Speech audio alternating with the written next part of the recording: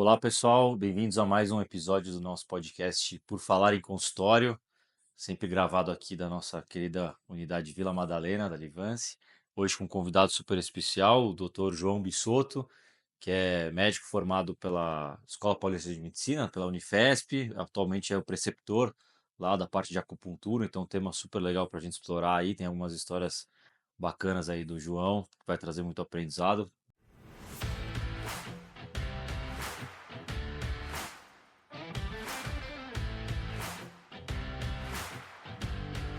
Então, João, obrigado por topar e bater esse papo com a Eu que gente. agradeço, é um prazer.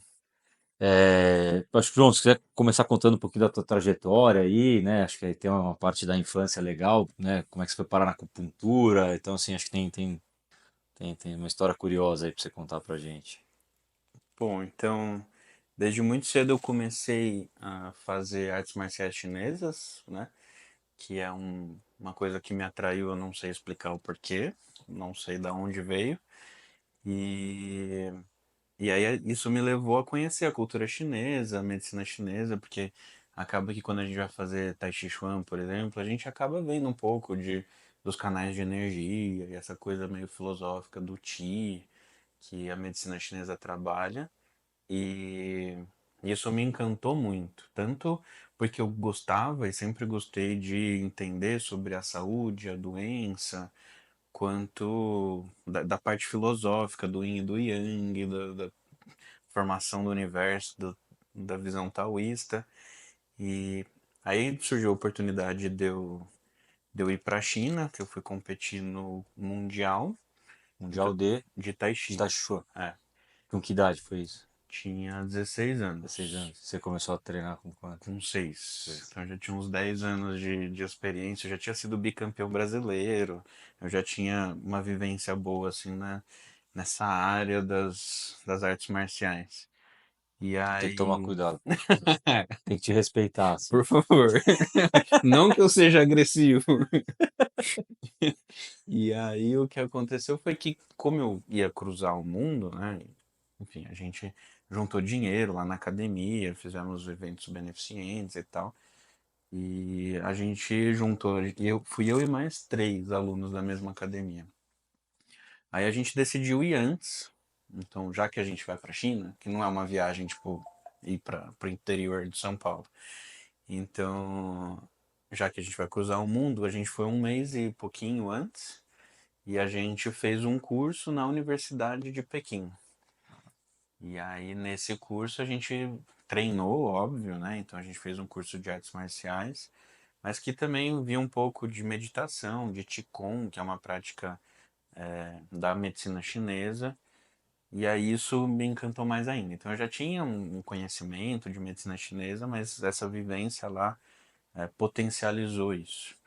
E quando eu voltei, aí eu voltei decidido, assim, meio a prestar na medicina, que eu ainda não tinha tanta certeza, porque minha mãe é advogada e meio que forçava a prestar direito. Porque em casa sempre foi direito, ou é direito, ou é engenharia, ou é medicina, né? Não tinha muitas Bem opções, amplo, é. assim. Bem amplo, várias opções dessas 3. E aí eu voltei meio decidido a fazer medicina mesmo. E aí eu prestei em vários lugares e eu escolhi fazer a Escola Paulista de Medicina por conta do grupo de acupuntura, porque eu sabia que lá eu ia ter a possibilidade de, durante a formação médica, também estudar a medicina chinesa.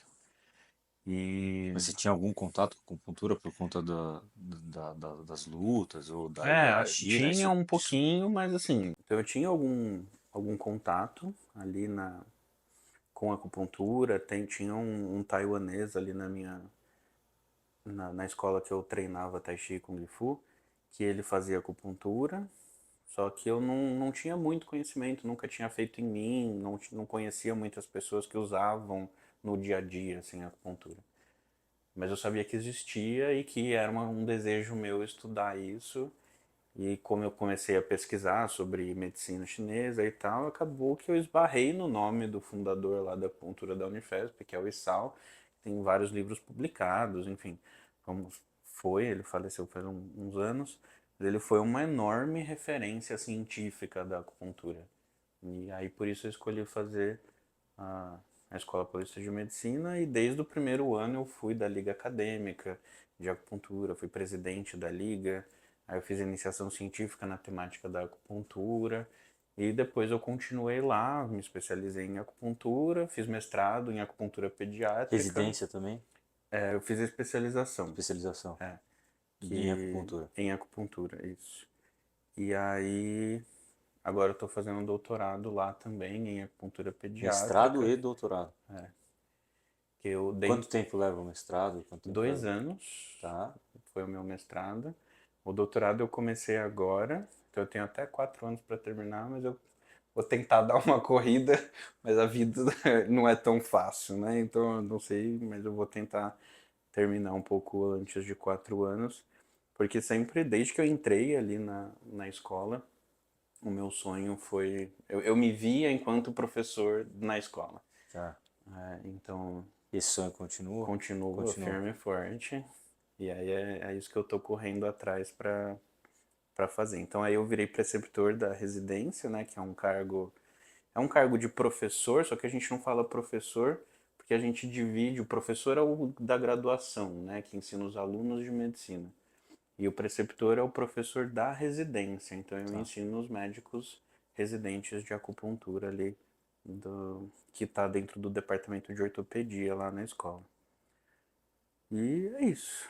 E aí continuo encantado pela Com a acupuntura. acupuntura e pesquisando sobre acupuntura e divulgando, tentando divulgar a acupuntura científica para os outros profissionais da saúde, para os médicos, para tentar diferenciar dessa prática meio mística que algumas pessoas acham que a acupuntura é, e mostrando que ela na verdade ela é científica, a gente já entende o mecanismo de ação, como que ela mexe as coisas no corpo, vou tentar desmistificar um pouco essa área. Acho que né, na minha ótica como leigo, como paciente, você vai ouvindo cada vez mais de acupuntura e aí talvez uma coisa menos médica de uns tempos atrás, Uhum, né? E aí tem essa coisa mais filosófica e você está falando que tem a coisa mais científica. Então, assim, exato. na tua visão, o quanto que a acupuntura é científica, o quanto que ela é filosófica? Aí depende do profissional que as pessoas vão atrás, né? Para mim, ela é 100% científica. Tá, Então, se tem algum paciente que me busca por alguma coisa que eu sei que não é tratável por acupuntura, eu não atendo. Eu oriento o paciente, outras terapias. Tem coisa que é cirúrgica e que não é para ficar tentando tratar com acupuntura. Tem coisa que a gente sabe que a acupuntura não ajuda. E aí, então, eu faço essa orientação e não marco o retorno. Mas, assim, dentro da lógica da medicina chinesa, tudo é tratável, tudo né? é tratável, em tese. Porque ela faz o seu próprio diagnóstico. E Tá, isso é muito problemático. Porque se o profissional não sabe fazer diagnóstico, acaba que ele pode se embananar dentro da medicina chinesa e atrapalhar o tratamento ideal que o paciente deveria receber. Então é sobre isso que eu tento conversar com os pacientes e com os profissionais, de que a gente tem que entender os limites da técnica, né? entendi. Você se vê meio numa jornada de conseguir Sim, garantir que a ciência prevaleça dentro da parte filosófica, que é interessante, enfim, uma série de coisas, mas como médico e, enfim, como diagnóstico e tratamento, a ciência tem que tem que prevalecer. prevalecer. Se a gente não tem nenhum estudo contundente sobre alguma questão e o paciente está acompanhando com algum outro profissional especialista, algum outro médico, e meio que ele não tem o que fazer e ele opta por tentar a acupuntura, é uma coisa. Mas se a gente já tem uma evidência de que não é para tentar fazer acupuntura, aí fazer acupuntura é tipo operar um paciente que não precisa ser operado.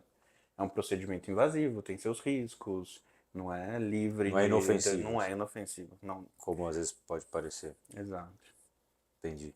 E, e aí acho que você lançou um podcast também recente sobre o tema. Sim, É. exato.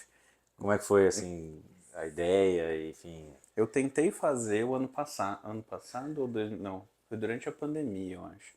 2022, assim, eu tentei, lancei um podcast, que aí era só eu, e aí eu convidava a cada episódio um ou dois médicos para conversar.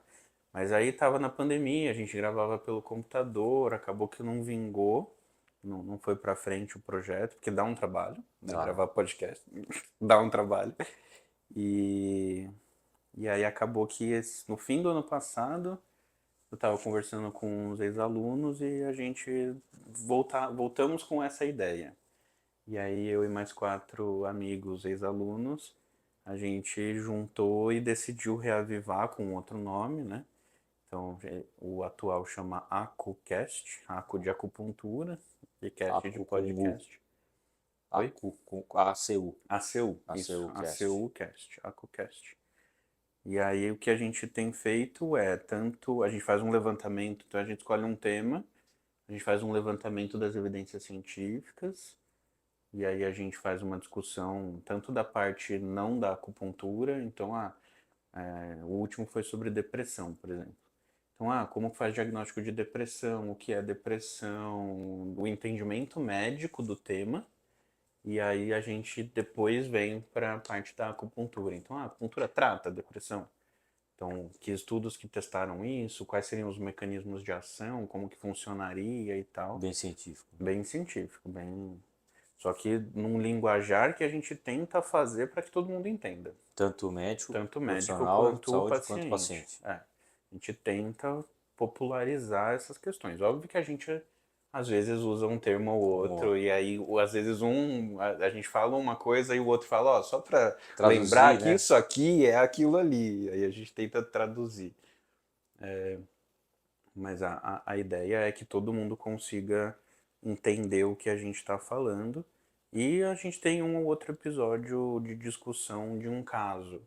Então, o primeiro fui eu que apresentei, então eu apresento um caso que eu atendi e os outros não sabem o Tá. caso. Não estão preparados. Então aí eles vão, como que eu avaliaria, que exame que eu Discussão ao vivo pediria, ao ali, vivo, transmitida. exato, Legal. pra gente tentar fazer. E aí esse talvez seja mais pro profissional mesmo, para ele acompanhar a nossa linha de raciocínio.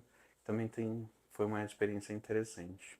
E eu sei que tá no começo, né? Acho que você falou que tá no oitavo Acho que foi o episódio, mas oitavo. você sente já algum tipo de feedback, assim, positivo ou negativo? O pessoal incomodado, o pessoal achando legal? A gente não estourou ainda para ter hater, eu Tá, acho que não essa tem é a ainda hater. questão. Mas as pessoas que a gente conhece, que acompanham, têm falado bem, assim, têm Os gostado profissionais, do assim. jeito que a gente discute. Eu já tive um ou outro paciente que escutou, porque viu no meu Instagram e aí foi atrás e escutou. Eu não fico divulgando para os pacientes, mas eles também gostaram, assim, conseguiram entender. Então eu acho que eu vejo um futuro positivo, assim, sabe? Não tem, no Brasil não tem nada parecido. Não tem. Fora Tem, do Brasil tem alguma referência? a gente teve um que a gente acabou usando um pouco de inspiração, que chamava AcuTrack, que era track porque era de rastrear as evidências. Tá, Mas ele tá. acabou ano passado. E no Brasil a gente não tem nada de acupuntura enquanto ciência e Ciência. área médica, então a gente está meio desbravando essa área nova. Sim. Então tem um espaço aí, né? Tem um espaço para Tem um crescer, espaço. então eu acho que eu vejo um futuro bom. Legal. E, e me conta uma coisa, como é que é a tua rotina, assim, como é que é a tua semana, assim, me conta como é que ela é de segunda Louca. a domingo aí. Sempre me admira muito saber a rotina dos médicos e dos É profissionais, como é sempre que uma é. loucura, né? Mas tem vários tipos de loucura, assim. Então, eu basicamente atendo em consultório, né? Então, eu atendo na Livance do Cambuí, às segundas-feiras, né? Em Cambuí em Perdizes, Campinas, Campinas, né? Segunda-feira de lá. segunda. Aí, de terça de manhã, eu tô no doutorado lá na Unifesp, que a gente tem um ambulatório de dor pediátrica, e eu faço parte da equipe. Aí de terça à tarde eu tô numa clínica e de terça à noite na Livance Pinheiros. Quarta de manhã na Livance Vila Mariana. E aí eu saio de lá, que é do lado da Unifesp, né? Então eu saio de lá e vou pro Hospital São Paulo. Então quarta à tarde eu tô lá na escola e quarta à noite eu descanso. E janta. Janto, isso. Tenho tempo de jantar com calma, com o marido, tá? Ficar em casa tranquilo. Aí quinta eu fico o dia inteiro na Livância, Pinheiros, talvez a Vila Madalena, não sei, gostei da unidade. E sexta eu tô o dia inteiro na escola também, que que aí é o meu dia de fato com os residentes. E sábado eu atendo também numa clínica aqui em São Paulo. E domingo é o meu dia off.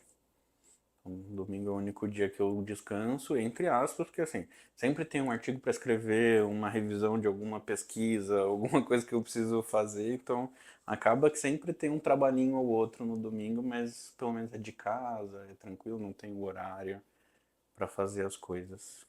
Você está em duas cidades, né? Você atende Campinas e atende São Paulo. Isso, porque eu moro em Mora em Valinhos. Valinhos. Então eu até tinha um consultório em Valinhos, mas que eu fechei, e aí eu migrei os meus pacientes para Advance Campinas, porque, enfim, é muito mais prático de agenda, menos burocrático, enfim, a Advance acabou suprindo essa necessidade de migrar para lá e para cá que a gente tem, né? E lá E você tinha um consultório teu mesmo, que você chegou a montar, é assim, com outros fixo, colegas? Ou você... é, é. tipo, é uma clínica que existe, né? E eu tinha uma sala minha que eu Você montei, tinha montou. secretária e tal. A clínica continua existindo, só que eu saí de lá. Desmontei a sala inteira. E é isso, assim, é essa loucura da vida. É curioso, né? Uma vez eu li um dado que falava que o médico no Brasil, ele em média tem 4 vínculos, né? É, eu imagino que deva ser por isso mesmo. É, se você considerar cada unidade da Livance como um Sim. vínculo meu, Vai. então são 3 só na Livance. Aí tem uma clínica, tem tem a escola. Então são 5. É, aí se você for falar que você ser preceptor é um E vínculo, você está doutorado estudando doutorado é é outro, outro, aí são 6. né? É isso. Então a gente costuma ter muito vínculo mesmo. É. Isso você acha que é uma coisa mais de uma fase da carreira e depois a coisa se estabiliza? Depende é um pouco do mindset, assim, do médico, assim? Eu acho que talvez seja uma coisa mais recente, não sei. Porque eu vejo os médicos mais antigos costumam ter, assim, o lugar que ele vai todos os dias para atender. E talvez nas especialidades cirúrgicas isso seja diferente, porque aí geralmente eles operam em Em mais de mais um de lugar. um hospital. Mas as especialidades clínicas eu vejo que os mais velhos geralmente têm a minha clínica, o lugar onde eu atendo. Enquanto que eu vejo que as pessoas da minha idade, da minha turma, por exemplo, não têm isso. A gente preza por essa mobilidade, né? E eu, talvez seja uma questão geracional. Tem uma amiga minha que falou que ela conheceu uma pessoa que trabalhava numa empresa, assim, tipo, num cargo alto, e ela simplesmente pediu demissão e foi viajar pela Europa um ano, e aí voltou e conseguiu um outro cargo numa outra empresa. A gente preza por essa disponibilidade de horário, a possibilidade da gente ir para lá e para cá como a gente quer. Eu acho que é uma coisa meio geracional, Não assim. quer se prender, assim, Não né? quer se prender, não quer se fixar tanto, né? E a parte de conquista de pacientes, né, do crescimento do consultório, já que você dedica boa parte da semana a isso, como é que ela tá, como é que ela foi no começo, depois de se formar, assim? Ah, logo no começo foi bem difícil. Eu dava plantão, né, de emergência para me sustentar, e aí eu tinha um período que eu ia pro consultório. E eu fui pro interior, né? Então eu me formei e eu voltei para Voltou. Valinhos, tentei ficar lá. Só que o interior é outra vibe, assim, né? E aí eu fiquei, sei lá, uns 4, 5 meses até o meu consultório, tipo, a sala que eu alugava o período, até ela conseguir se pagar, eu levei uns 4, 5 meses. Então eu Mesmo só sendo sobrevivia um de período ali. plantão. E aí acabou que aí eu consegui ir aos poucos migrando, porque no interior é muito disso do boca a boca, né? Eu fui, passei com fulano e eu gostei, então eu indico para as outras pessoas. E aí foi crescendo lá, mas ainda assim, perto do fluxo que São Paulo me traz de possibilidade, né? Eu entrei para Alice Saúde, né, que é um plano daqui de São Paulo, que eu sou o líder da acupuntura, e aí isso me abriu uma possibilidade que eu não tinha antes. Mais um vínculo aí. Mais um O vínculo, é sétimo. verdade, olha lá. Mais um vínculo. Quando Não chegar no tinha final da contado ele. conversa aqui, a gente vai descobrir mais alguns aí. É isso. E aí acaba que né, eu fui migrando aos poucos para São Paulo, cada vez mais, cada vez mais. Eu continuo morando lá, porque assim, Valinhos é perto. É mais fácil morar lá do que às vezes me deslocar dentro de São Paulo.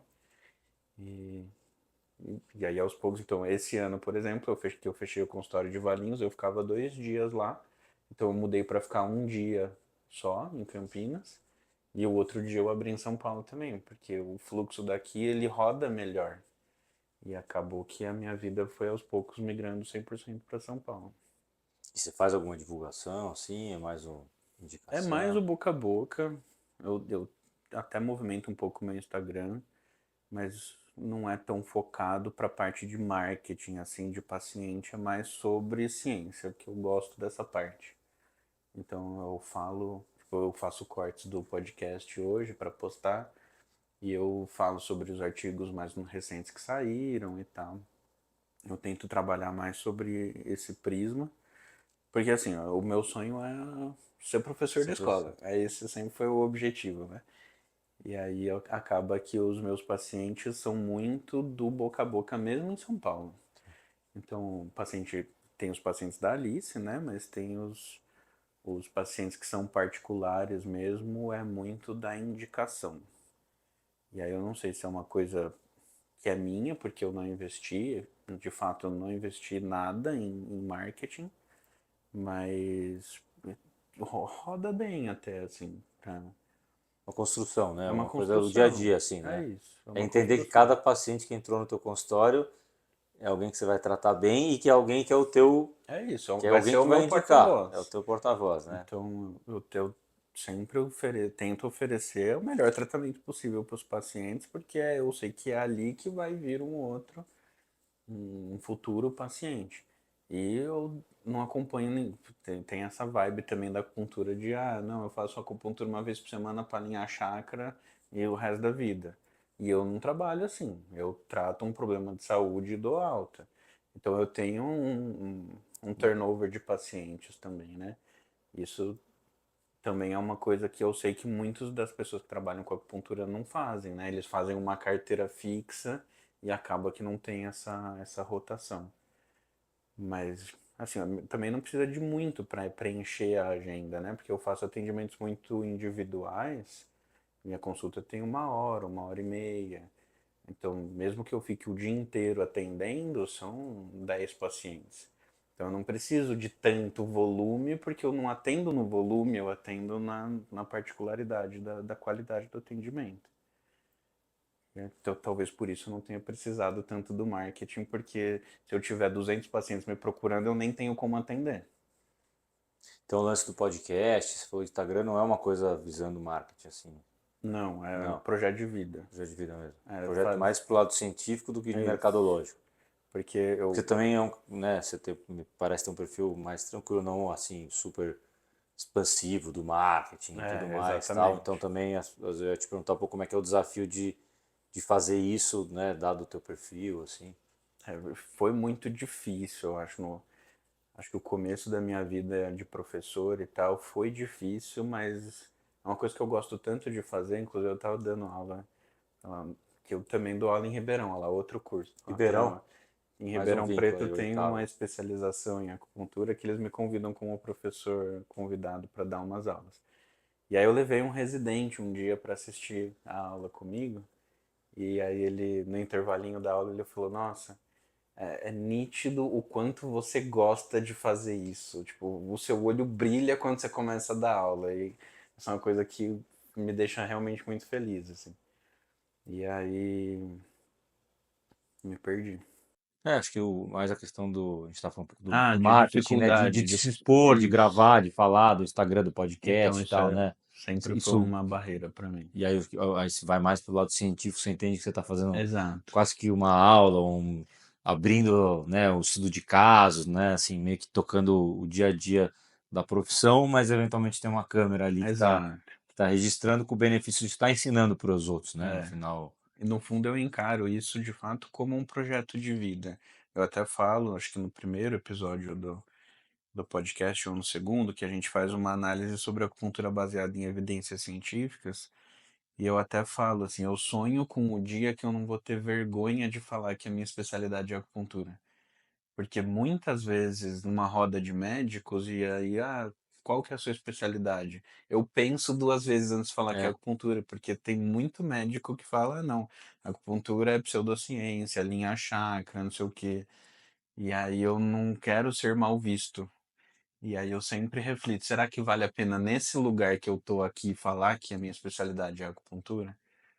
E aí eu fiz disso o meu projeto de vida, tipo, para que os próximos médicos que fizeram acupuntura não passem por isso, para que a gente seja reconhecido enquanto uma área de fato científica, sabe? hoje você ainda sente isso, na hora de Sim, falar, você, mesmo isso. você sendo preceptor da Escola Paulista de Medicina, mestrado, doutorado, tudo mais, Sim, ainda tem esse. infelizmente. Porque assim, mesmo qual é o problema? É que muita gente, mesmo dentro da especialidade da acupuntura, é essa pessoa good vibes que alinha chakra, entendeu?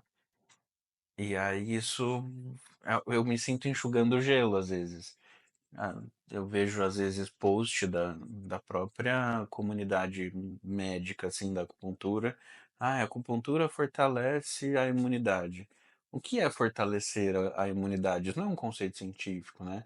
Então, a acupuntura vai fazer o quê? Vai mexer em que tipo de célula, que vai modular que coisa. Fortalecer a imunidade não é uma É muito coisa. amplo, né? É muito amplo, não é científico isso. E aí parece coisa good vibes, entendeu? Ah, eu preciso fortalecer a minha imunidade, então eu tomo vitamina C e faço acupuntura. Nenhuma dessas duas coisas tem evidência para fortalecer a imunidade, entendeu? E aí eu vejo que é uma luta constante o tempo todo para a gente tentar tirar essa roupagem que a acupuntura tem de área mística, metafísica, assim. Mas em algum momento a gente chega lá. Entendi. Então a missão é ser professor, É tirar isso. isso, tirar, não ter mais problema de falar É isso. Não ter disso, vergonha da não ter vergonha de especialidade. especialidade e continuar atendendo ou algum dia virar só professor, assim? Não, eu gosto muito de Pois atender.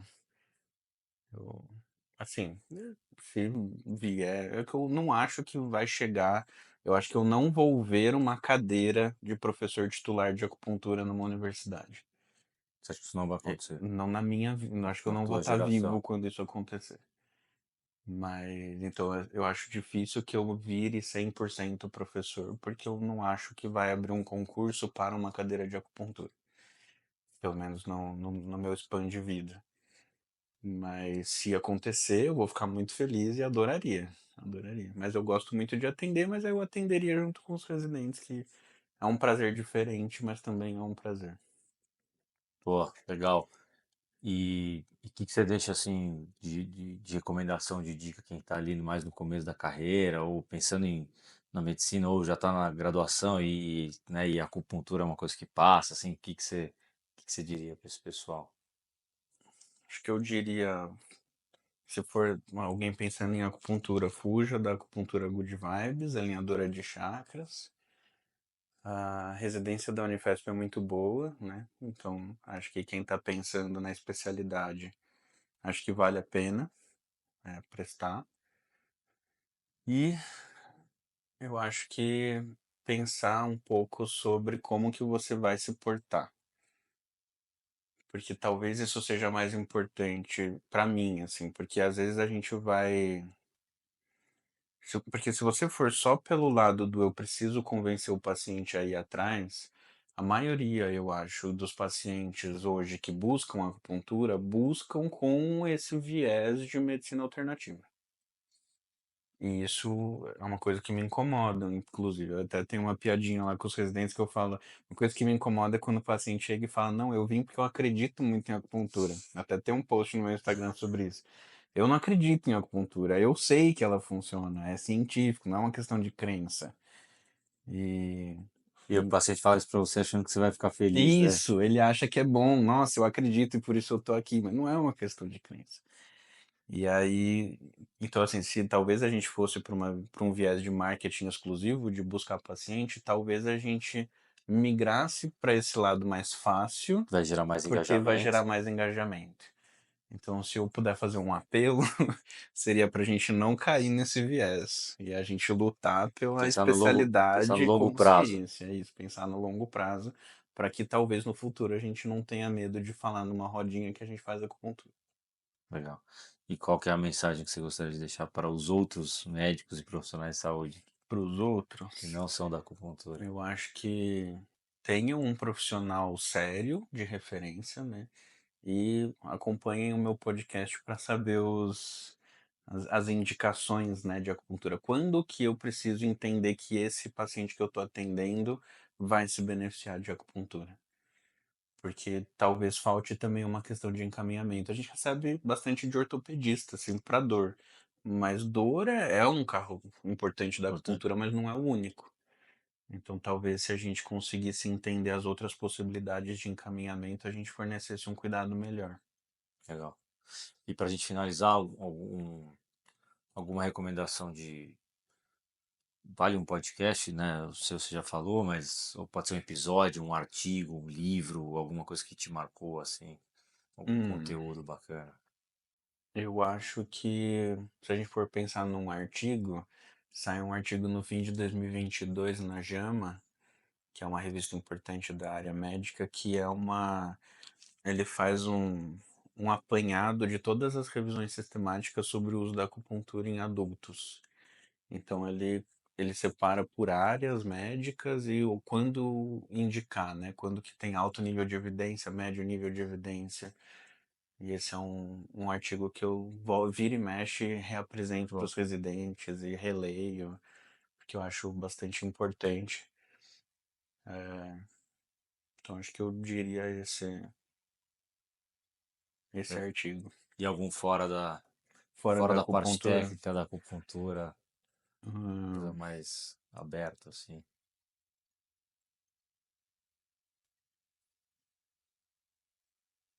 Vale tudo, hein? vale tudo? Isso é perigoso. É, É, deixar o livro que eu tô lendo agora. Eu boa. tô lendo A Peste do Camus, que foi Prêmio Nobel de Literatura, e é um livro fantástico, que é sobre uma epidemia. E Ah, como que a sociedade lida com isso e tal. E é uma leitura muito interessante para entender o ser humano, assim, sabe? Acho que vale a pena ler. que é o, até agora, o principal ponto que você tirou do livro, assim? Reflexão, assim. Eu acho que uma coisa muito interessante que eu tô na metade, assim, do livro. A negação que a gente tem de assumir que as coisas estão na iminência de dar muito errado, sabe? Acho que talvez a gente viveu isso no Covid e eu acho que a gente está vivendo isso na questão climática. A gente está com uma dificuldade de assumir que a gente está na iminência de um ponto de não retorno. E o livro aborda um pouco essa dificuldade que o ser humano tem de assumir que vai dar errado se a gente não, a partir de agora, a gente não fizer algo, talvez dê muito errado daqui pra frente. Talvez seja tarde demais ali mesmo. Exato. Boa, bacana. Belo livro esse aí. É... Bom, João, obrigado aí para topar e bater esse papo, arrumar um tempo aí no meio dos nove vínculos, né, dessa correria, para trazer um pouco de ciência aí pra gente, e, enfim, essa trajetória super inspiradora. Com certeza o pessoal vai gostar aí, compartilhem com quem vocês acharem que vai se aproveitar desse conteúdo. E, enfim, obrigado aí, agradecemos aí o teu Eu que tempo aí. agradeço. Muito obrigado.